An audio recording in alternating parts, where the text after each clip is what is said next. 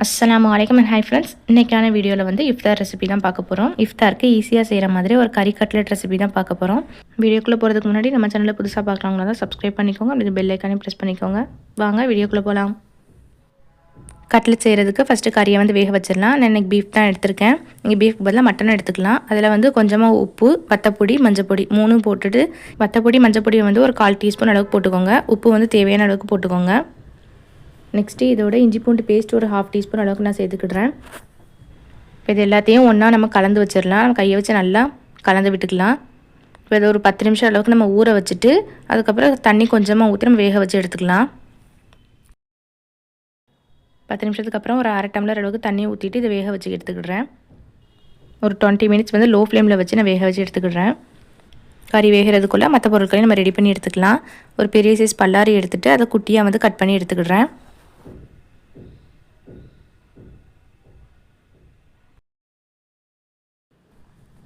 வெங்காயத்தை இது போல் கட் பண்ணி வச்சுட்டு நெக்ஸ்ட்டு வந்து நம்ம பிரெட் க்ரம்ஸ் வந்து ரெடி பண்ணணும். அதுக்கு நான் பிரெட் இன்றைக்கி யூஸ் பண்ணல, ரஸ்க் தான் எடுத்திருக்கேன். அதை நல்லா பொடி பண்ணிவிட்டு வந்துடுறேன். இப்போ ரஸ்க் வந்து நல்லா பொடி பண்ணிட்டோம். இதை நான் வேறு ஒரு பாத்திரத்துக்கு மாற்றி வச்சுக்கிடுறேன். நெக்ஸ்ட்டு நம்ம கறி வேக வச்சுருந்தோம்ல அது வெந்துட்டான்னு பார்க்கலாம். இப்போ நம்மளுக்கு வந்து வெந்திருக்கு. இதை நல்லா ஆறுனதுக்கப்புறம் ஒரு ஜாரில் போட்டு நம்ம திரிச்சிட்டு வந்துடலாம்.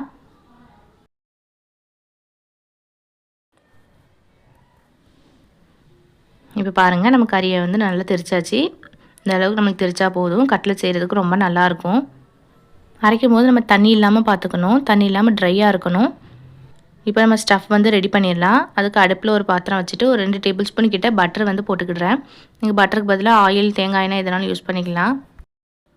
பட்டர் மெல்ட் ஆனதும் நம்ம வெங்காயம் வந்து நறுக்கி வச்சுருந்தோம்ல அதை இதோடு சேர்த்துக்கிடுறேன். இது கூடவே மல்லி இலையும் நறுக்கி வச்சுருந்தேன் குட்டி குட்டியாட்ட, அதையும் இதோடு சேர்த்துக்கிடுறேன். இப்போ இதை 1 டைம் நல்லா கலந்து விட்டுட்டு இது நல்லா வதங்கணும்.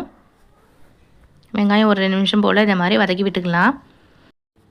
வெங்காயம் கொஞ்சமாக வதங்கினதும் இதோட கரம் மசாலா வந்து ஒரு 1/4 டீஸ்பூன் அளவுக்கு நான் சேர்த்துக்கிடுறேன். அடுத்ததாக இஞ்சி பூண்டு பேஸ்ட்டு ஒரு 1/2 டீஸ்பூன் அளவுக்கு நான் சேர்த்துக்கிடுறேன். இப்போ இந்த இஞ்சி பூண்டோட பச்சை வாசனை வந்து போகணும். அதுக்காக ஒரு 2 நிமிஷம் அளவுக்கு இந்த மாதிரி வதக்கி விட்டுக்கலாம். இப்போ அந்த இஞ்சி பூண்டோட பச்சை வாசனை போனதுக்கப்புறம் பீஃப் வந்து அரைச்சி வச்சுருந்தோம்ல அதை இதோடு சேர்த்துக்கிடுறேன். இந்த மாதிரி உதுத்து விட்டுக்கணும். இந்த கறியை வந்து சேர்த்துட்டு நல்லா கலந்து விட்டுக்கணும். 1 டைம் நல்லா வந்து வதக்கி விட்டுக்கணும். இதுக்கு தேவையான மசாலா வந்து ஆட் பண்ணிக்கலாம். ஒரு 1/2 டீஸ்பூன் அளவுக்கு ஜீரக பொடி சேர்த்துக்கிடுறேன். ஒரு 1/4 டீஸ்பூன் அளவுக்கு மிளகு பொடி, ஒரு 1/2 டீஸ்பூன் அளவுக்கு வத்தப்பொடி சேர்த்துருக்கேன். ஃபைனலாக இதுக்கு தேவையான அளவுக்கு உப்பும் சேர்த்துட்டு நல்லா வந்து கலந்து விட்டுக்கலாம். இந்த மசாலாலாம் வந்து பச்சை வடையெல்லாம் போகணும். அதுக்காக 1 டைம் நல்லா கலந்து விட்டுக்கணும் லோ ஃப்ளேமில் வச்சு. கறியை வேக வச்ச குக்கர்லேயே வந்து ஒரு 2 உருளைக்கிழங்கு எடுத்து நான் வேக வச்சுருந்தேன். அதையும் இதோட சேர்த்து நம்ம மசிச்சு விட்டுக்கலாம். எந்த ஒரு கட்லெட்டுக்குமே உருளைக்கிழங்கு சேர்த்து செய்யும்போது ரொம்ப நல்லாயிருக்கும். நம்மளுக்கு குவான்டிட்டியும் அதிகமாக இருக்கும். நல்லா வதக்கிட்டு ஸ்டவ் வந்து ஆஃப் பண்ணியாச்சு. ஆஃப் பண்ணதுக்கப்புறம் நம்ம உருளைக்கிழங்கு போட்டு கரண்டியை வச்சு இப்போதைக்கு லைட்டாக மசிச்சு விட்டுக்கலாம். நல்லா ஆறுனதுக்கப்புறம் நம்ம கையை வச்சு நல்லா மசிச்சிக்கலாம்.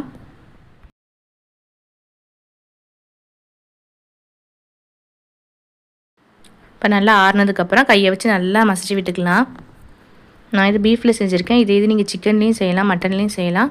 உருளைக்கிழங்கு அப்புறம் வந்து கேரட்டு எதுனாலுமே போட்டு செய்யலாம். இதோட பீட்ரூட் போட்டு செஞ்சாலுமே ரொம்ப நல்லாயிருக்கும்.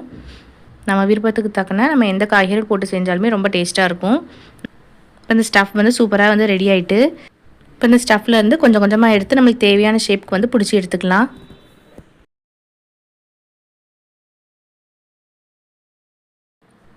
இந்த மாதிரி மற்ற எல்லாத்தையுமே எடுத்து இந்த மாதிரி பண்ணி வச்சுக்கலாம்.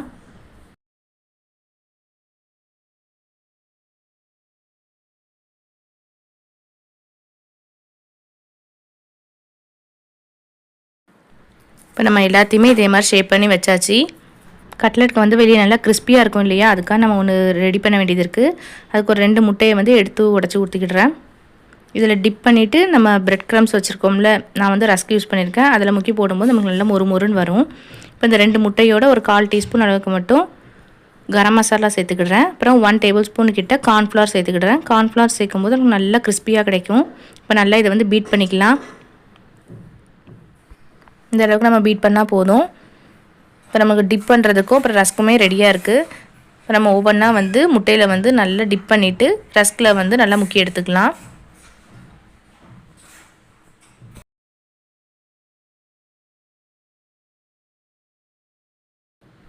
நல்லா எல்லா பக்கமுமே கோட் ஆகணும். அப்படின்னா தான் நமக்கு நல்லா மொறுமொறுன்னு கிறிஸ்பியாக இருக்கும்.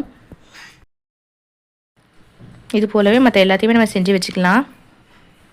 இந்த மாதிரி நம்ம கொஞ்சம் அதிகமாக செஞ்சு வச்சுட்டு நமக்கு இஃப்தார் டைமுக்கு தேவைப்படும் போது நம்ம எடுத்து யூஸ் பண்ணிக்கலாம். ஆனால் ஸ்டோர் பண்ணும்போது ஃப்ரீசரில் ஸ்டோர் பண்ணணும்.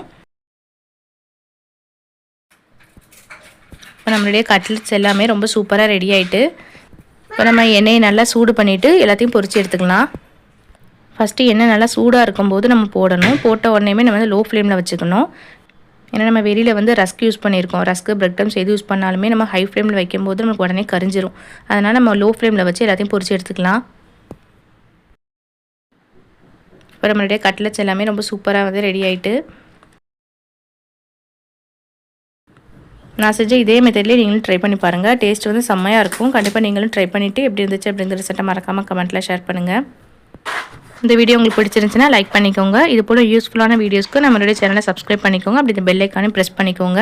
அப்போ தான் நான் போடுற நியூ வீடியோஸ் எல்லாமே உங்களுக்கு நோட்டிஃபிகேஷனாக வரும். தேங்க்யூ.